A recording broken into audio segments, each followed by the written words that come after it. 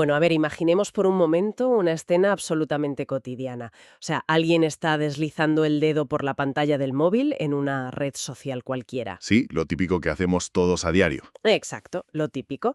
Y de repente esa persona se detiene apenas, no sé, un segundo y medio más de lo habitual frente a una fotografía Mm, y automáticamente un algoritmo que está operando ahí en la sombra registra esa micropausa y cruza ese dato tan minúsculo con un historial de navegación previo, una ubicación del GPS reciente, un rango de edad. claro, para perfilar. Eso es. En cuestión de milisegundos y con una precisión estadística que casi parece magia, el sistema decide mostrar un anuncio de unas zapatillas deportivas específicas. Y es una lógica de segmentación comercial que nuestra sociedad tiene completamente asimilada. Vamos. Totalmente asimilada. Pero fíjate, el panorama adquiere un tono completamente distinto, diría que escalofriante, si tomamos exactamente ese mismo código, esa misma lógica de perfiles probabilísticos, y la trasladamos al centro de un escenario de guerra. Ahí la cosa cambia de forma radical. Muchísimo, porque el debate cambia drásticamente cuando el algoritmo ya no predice una decisión de compra, sino que calcula probabilidades de letalidad. Es que el salto de la optimización del consumo a la automatización de la selección de objetivos militares es, nos guste o no, la realidad tecnológica de nuestro presente. Es tremendo. La arquitectura que subyace a ambos sistemas comparte los mismos fundamentos matemáticos. Y bueno, lo que resulta verdaderamente revelador es que la línea técnica que separa la vigilancia comercial de la catalogación militar es mucho, mucho más fina de lo que la mayoría de los usuarios sospechamos. Y precisamente para diseccionar cómo funciona esa línea técnica, hoy nos sumergimos en una investigación exhaustiva publicada en el periódico. Es una extensa entrevista con Julia Nueno. Ah, sí, la investigadora y diseñadora computacional de Forensic Architecture. Esa misma, una agencia de investigación independiente cuyos análisis sobre el terreno en Gaza han sido incluso presentados ante la Corte Internacional de Justicia. Ojo a esto que son palabras mayores. Claro, entonces nuestra inmersión de hoy tiene un objetivo muy claro. Queremos analizar estrictamente los datos, las metodologías y las evidencias que aporta esta investigación en el periódico. Para comprender cómo estas tecnologías están redefiniendo la frontera entre la inocencia y la culpabilidad, básicamente. Exacto. Y me parece súper importante hacer una aclaración aquí.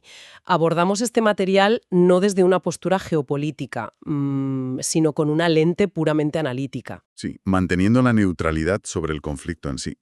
Totalmente. Vamos a analizar el impacto de la inteligencia artificial en los derechos humanos y cómo lo que ocurre en zonas de conflicto hoy pues termina moldeando las herramientas policiales de mañana. Esa perspectiva de análisis de sistemas es crucial, la verdad. Porque, a ver, para entender la maquinaria de guerra algorítmica, primero hay que observar cómo agencias como Forensic Architecture utilizan herramientas similares de procesamiento masivo de datos para auditar el propio conflicto. Es decir, auditar al poder con la misma tecnología. Justo. Y estamos hablando de un despliegue de fuerza inmenso en este caso. Las fuentes detallan que solo en la campaña de bombardeos de octubre de 2023, la zona de Gaza recibió el impacto de 25.000 toneladas de explosivos Madre mía, en unas pocas semanas. en unas pocas semanas, dejando una cifra inicial documentada de más de 10.000 fallecidos, con una abrumadora mayoría de mujeres y niños, según los reportes. Documentar la distribución espacial y temporal de esa destrucción cuando el terreno es inaccesible, pues, requiere una innovación forense sin precedentes. Y ahí es donde el contraste metodológico me parece personalmente fascinante, porque en la narrativa clásica de los conflictos bélicos, la información fluye siempre de arriba abajo. Claro, dependemos de los estados. Exacto. Dependemos de los satélites militares, los drones de reconocimiento, los partes de guerra oficiales. Es el poder de un Estado controlando la perspectiva aérea. Sin embargo, la investigación civil que plantea Nueno invierte completamente esa dinámica. Lo que hacen es mirar de abajo arriba. Eso es, reúnen fragmentos dispersos de vídeos publicados en redes sociales, fotografías borrosas tomadas con teléfonos móviles entre los escombros y utilizan los metadatos ocultos en esos archivos para anclar cada imagen a una coordenada geográfica y a una fracción de segundo exacta. Es que construyen un modelo tridimensional de la verdad basándose en lo que podríamos llamar cicatrices digitales. O sea, al extraer las coordenadas GPS de una foto civil y analizar el ángulo de las sombras proyectadas en un vídeo casero, pueden determinar un montón de cosas. No solo el lugar del impacto, supongo. Pueden determinar hasta la dirección de la que provenía el proyectil. Luego superponen toda esa matriz de evidencias ciudadanas sobre imágenes satelitales comerciales y bases de datos de la ONU. Y el resultado es una reconstrucción súper robusta que no depende de la versión oficial de ninguna de las partes implicadas. Es irrefutable en términos técnicos. Claro, es como ensamblar un rompecabezas digital inmenso de puro código abierto, donde las piezas son rastros esparcidos por la red. Y fíjate, este minucioso trabajo forense les ha permitido identificar un patrón que va mucho más allá de la simple destrucción física de edificios. Sí, la investigación de Nueno entra en un terreno legal muy profundo. Nos obliga a revisar un concepto histórico gravísimo, que es la propia definición de genocidio. Y para entender el argumento que planteen en la entrevista, el análisis retrocede en el tiempo hasta 1944, a los textos de Rafael Lemkin. El jurista polaco que acuñó originalmente el término. El mismo. Y los textos fundacionales de Lemkin contienen un matiz que históricamente fue silenciado. Sí, porque él no concibió el genocidio únicamente como la aniquilación biológica y física directa de un grupo humano. Su marco teórico, digamos, establecía dos fases complementarias. La primera de ellas, y fundamental, era la destrucción sistemática, por parte del opresor, de las condiciones materiales, sociales y políticas que sostienen la vida. Hablamos de desmantelar la capacidad misma que tiene un pueblo para existir como sociedad organizada y funcional. Pero claro, al revisar cómo se redactó la Convención Internacional sobre el Genocidio años después, las fuentes nos recuerdan que nos encontramos con un vacío legal deliberado. Un vacío enorme, además. Totalmente. Las potencias europeas de la época rechazaron categóricamente incluir esa primera fase en la definición legal internacional. Se negaron en rotundo a aceptar que la destrucción de las condiciones materiales de vida constituyera un acto genocida. Y el motivo detrás de esa omisión, si uno lo piensa, es puramente pragmático. Si Francia, Gran Bretaña o Bélgica hubieran aceptado esa cláusula... Se estarían pegando un tiro en el pie jurídicamente hablando. Exacto. Habrían estado tipificando como genocidio sus propias prácticas coloniales a lo largo del siglo XIX y principios del XX. Claro. Evitaron la autoincriminación histórica mutilando la definición jurídica. Y esa mutilación es exactamente lo que permite comprender los patrones que Forensic Architecture ha mapeado en el terreno actual. Porque lo que ven no es aleatorio. Para nada. La recopilación masiva de datos abiertos demuestra que la infraestructura vital no está sufriendo daños colaterales aleatorios en medio del fuego cruzado. Por ejemplo, al cruzar las coordenadas de los bombardeos con los ejes de avance de la infantería terrestre, los investigadores demostraron algo brutal. ¿El qué, exactamente? Que el sistema hospitalario colapsaba de manera secuencial y milimétrica a medida que se movían las tropas. El ejército argumenta de forma rutinaria que existe presencia de grupos armados bajo esas infraestructuras. La justificación habitual. Sí, pero el rigor estadístico de la agencia forense expone que la cadencia y la precisión de estos ataques responden a una estrategia estructural para hacer inviable la asistencia médica. Y la demolición de la cotidianidad se extiende, según detallan, a la agricultura local, a las escuelas e incluso a las panaderías. Y la investigación subraya un hito bastante perturbador que se materializa a partir de mayo de 2025. El momento en que la ayuda humanitaria sufre una mutación. Exacto. Se describe como el establecimiento de zonas de distribución de recursos básicos, que están controladas militarmente, termina operando en la práctica como un arma de destrucción. Porque el mecanismo de esa mutación es perverso. A ver, cuando se destruyen las cadenas de suministros locales, la población entera se ve forzada a desplazarse hacia cuellos de botella geográficos para recibir agua o harina. Claro, se concentran masivamente en un solo punto. Y esos puntos de concentración se convierten en escenarios de vulnerabilidad extrema. Ahí la desesperación civil se traduce en estampidas letales y, según documentan las fuentes, se han registrado ataques directos, incluyendo la acción de francotiradores. La necesidad biológica de alimentarse es instrumentalizada para generar colapso. Es fuertísimo. Y llegados a este punto, emerge una contradicción que creo que plantea la cuestión central de este análisis. A nivel militar, la justificación histórica de los sistemas tecnológicos avanzados siempre ha sido la precisión quirúrgica. La eterna promesa de reducir el daño civil. Claro, identificando únicamente búnkeres o depósitos de armas. Pero si el mapeo de datos revela que el objetivo real incluye la red de subsistencia civil o sea, hospitales, panaderías, puntos de agua. Entonces, ¿la definición tradicional de objetivo militar salta por los aires? Salta totalmente. Entonces, mi pregunta es, si el abanico de blancos se amplía hasta englobar la estructura de la sociedad misma, ¿cómo logran procesar un volumen tan inmenso de ataques? Porque ningún equipo humano de analistas de inteligencia puede generar miles de objetivos diarios manualmente. Es imposible. Y es ahí donde entra la IA. La respuesta técnica a esa imposibilidad logística es la delegación de decisiones letales en sistemas de inteligencia artificial. La investigación del periódico desgrana el funcionamiento de lo que el entramado militar denomina su fábrica de objetivos. Fábrica de objetivos.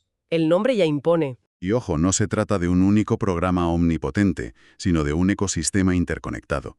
Está compuesto por al menos 3 sistemas algorítmicos distintos operando en cadena. El primero de ellos, bautizado como Gospel, o Evangelio, es un modelo predictivo centrado en la infraestructura física. O sea, es un algoritmo dedicado exclusivamente al hormigón, por así decirlo. Evalúa edificios y determina la probabilidad estadística de que una estructura tenga algún tipo de utilidad para la resistencia armada. Eso es Gospel. Pero el segundo programa de la cadena, que se llama Lavender o Lavanda, es el que cruza una línea ética sin retorno. Porque Lavender no evalúa edificios. Evalúa seres humanos. Evalúa personas, sí. La mecánica operativa de Lavender es donde se vuelve tangible la analogía de la segmentación publicitaria de la que hablábamos al principio. Ah, claro. El programa ingiere océanos de metadatos de las comunicaciones civiles en el territorio. Monitoriza, por ejemplo, los cambios frecuentes de tarjeta SIM, los patrones de movimiento geográfico nocturno. O incluso, según leía, la presencia de un número de teléfono en grupos masivos de WhatsApp donde ya hay algún contacto previamente clasificado como sospechoso. Exactamente. A partir de esa amalgama de metadatos, el sistema le asigna a cada individuo de la población una puntuación del 1 al 100, ¡Wow! dictaminando así su probabilidad de pertenecer a una facción armada. Pero a ver, detengámonos a analizar eso un momento, porque si el algoritmo clasifica a millones de personas del 1 al 100 basándose en datos puramente probabilísticos, ¿cuál es el umbral para ser considerado un objetivo legítimo? Ahí está la trampa. Es que aquí es donde el análisis de Julian Ueno revela el detalle, para mí, más escalofriante de toda la arquitectura del software. Dentro de esta distribución estadística, el valor 0 sencillamente no existe. No, no existe. La inocencia matemática no está programada en el código. Es una locura. Para el algoritmo de Lavender, el mero hecho de existir dentro del conjunto de datos procesables ya otorga a cada persona una puntuación base de culpabilidad. Pero claro, la ausencia del 0 implica que la presunción de inocencia, que es el pilar sobre el que se asienta cualquier concepto de derecho humano, ha sido borrada desde la misma compilación del software. Por diseño, además. Por diseño. O sea, pensemos en un sistema de evaluación de riesgo crediticio donde, por defecto, nadie está completamente libre de deudas. Toda la población debe algo. El problema es que aquí no estamos hablando de que te denieguen un préstamo bancario. No, estamos hablando de calcular un riesgo letal. Exacto. Si nadie puede ser un 0, la población civil entera queda precriminalizada. Y el último engranaje de esta maquinaria agrava exponencialmente el coste humano. Una vez que Lavender marca a un individuo con una puntuación lo suficientemente alta, entra en juego el tercer programa. Que tiene un nombre que tela. Sí, Where's Your Daddy? O ¿Dónde está tu papá? Es un nombre que ya revela bastante sobre su metodología. Es un software de rastreo y alerta en tiempo real. ¿Y qué hace exactamente? Pues no ordena el ataque en el momento en que el objetivo está aislado en la calle, por ejemplo. Espera deliberadamente a que las coordenadas de su teléfono móvil coincidan con la ubicación de su casa familiar. Justo cuando entra en su hogar, el sistema notifica a los operadores para ejecutar el bombardeo. Lo cual expone una reescritura radical del derecho internacional humanitario por la pura vía del software. A ver, existen 2 principios legales claros que rigen teóricamente los conflictos. La distinción y la proporcionalidad. Eso es. La distinción obliga a separar a combatientes de civiles y la proporcionalidad asume que si el valor militar de un objetivo es altísimo, bueno, se tolera cierto nivel de daño colateral, un concepto legal que ya de por sí resulta extremadamente resbaladizo. Completamente.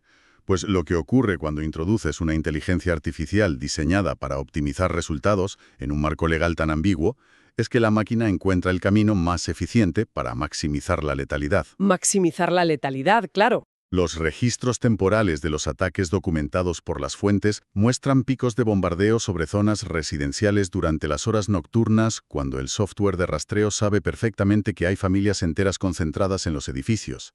Y por el contrario, los ataques sobre mercados o zonas de servicios básicos se programan durante el día para coincidir con la máxima afluencia de gente.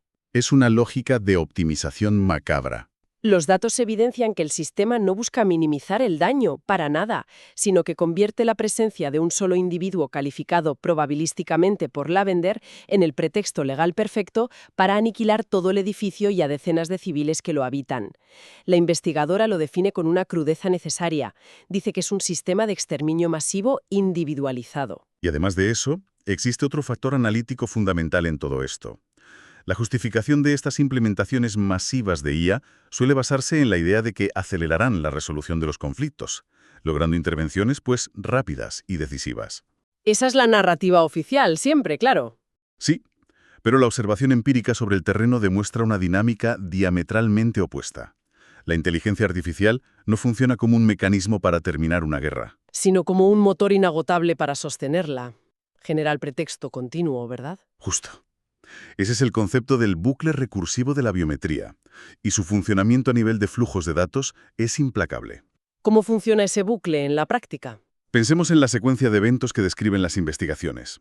Primero, el bombardeo generado por el algoritmo destruye la infraestructura de un barrio. Esto obliga forzosamente a miles de personas a desplazarse.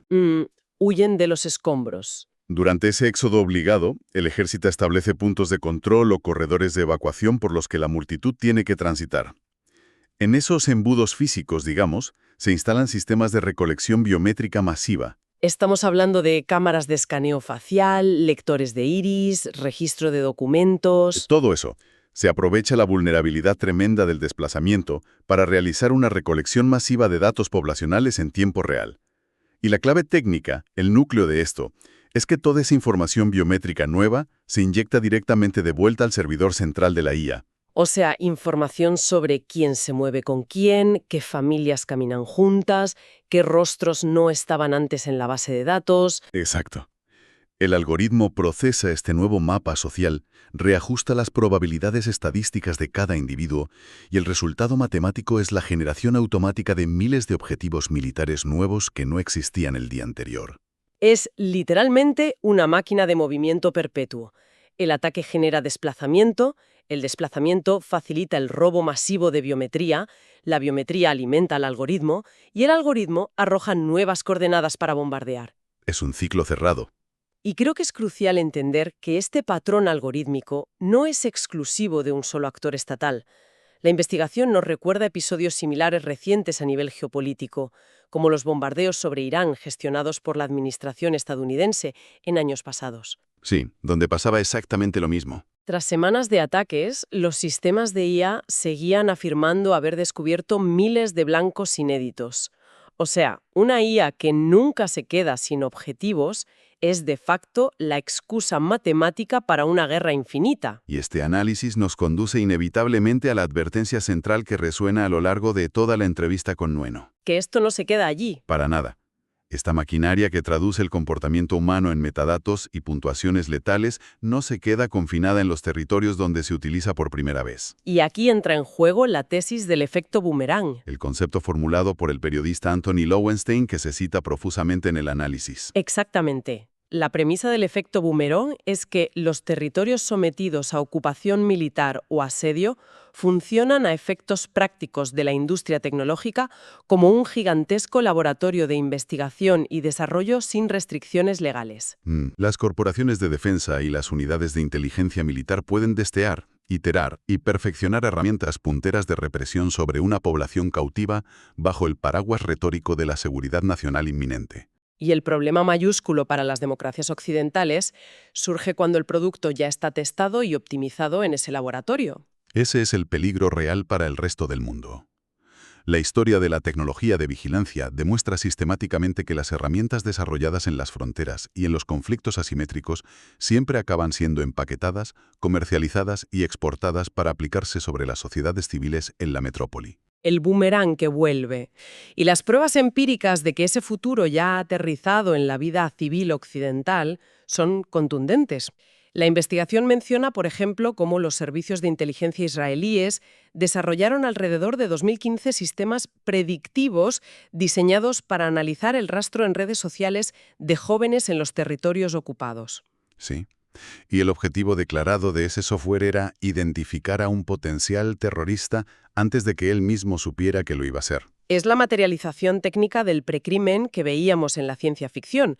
Juzgar y neutralizar a un individuo basándose en intenciones estadísticas y no en actos materiales comprobables. Y el impacto directo del efecto boomerang lo encontramos al observar el comportamiento actual de agencias gubernamentales de todo el mundo. Agencias de control fronterizo y migratorio como el ICE en los Estados Unidos ya operan con sistemas predictivos basados en arquitecturas similares. Claro, herramientas predictivas civiles. Implementan algoritmos que calculan el riesgo potencial de una persona migrante, basándose en distribuciones estadísticas. Analizan su país de origen, sus conexiones sociales de segundo grado, su historial administrativo, para generar perfiles de peligrosidad sin necesidad de que exista un historial delictivo real. Vuelve a aparecer el fantasma de la ausencia del cero del que hablábamos. La presunción de inocencia tradicional, que requiere una carga de prueba material ante un juez, se desvanece silenciosamente en los controles de los aeropuertos y en las inspecciones policiales. Es reemplazada por un cálculo de riesgo inescrutable. Totalmente. Además, las fuentes destacan el flujo bidireccional entre la industria comercial y la militar. La capacidad del ejército para rastrear metadatos a esa escala solo fue posible gracias a la infraestructura de recolección de datos que Silicon Valley y las redes sociales construyeron durante la última década. Todo para perfeccionar la publicidad segmentada.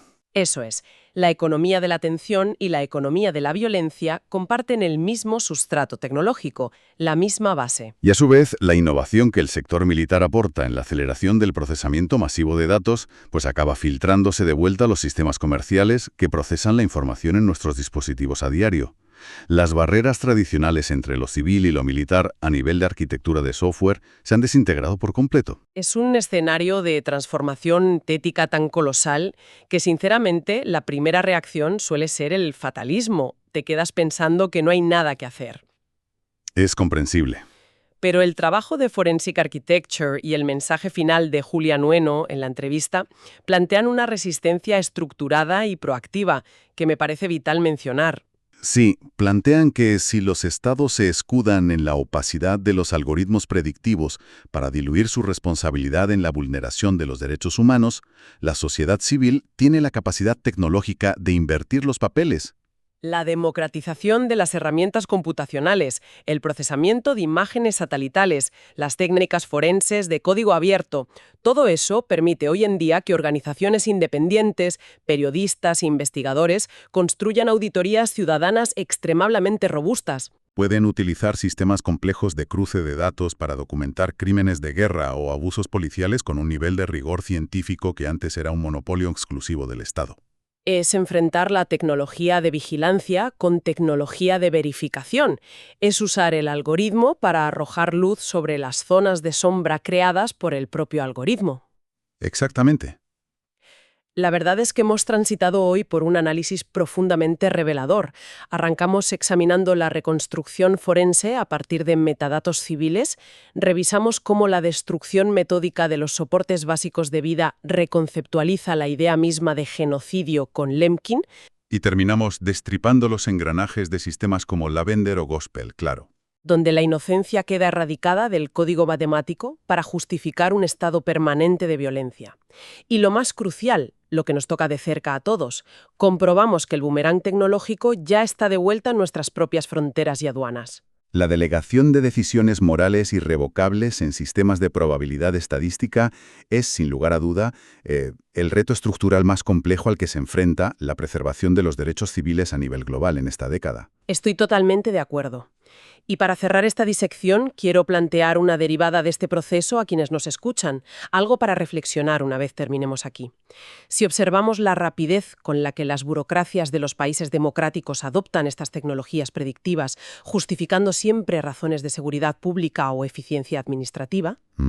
La gran pregunta es ¿qué pasará después? Exacto. ¿Qué ocurrirá el día en que un sistema de clasificación probabilística esté auditando de forma invisible nuestro historial bancario, la cadencia de nuestros paseos o nuestras interacciones digitales y detecte una supuesta anomalía grave? Cuando la alerta se enciende en el monitor de un funcionario, ¿cómo se articula la defensa legal de un ciudadano común cuando el acusador no es una persona, sino una red neuronal paramétrica que es, por puro diseño, estructuralmente incapaz de entender el concepto de inocencia?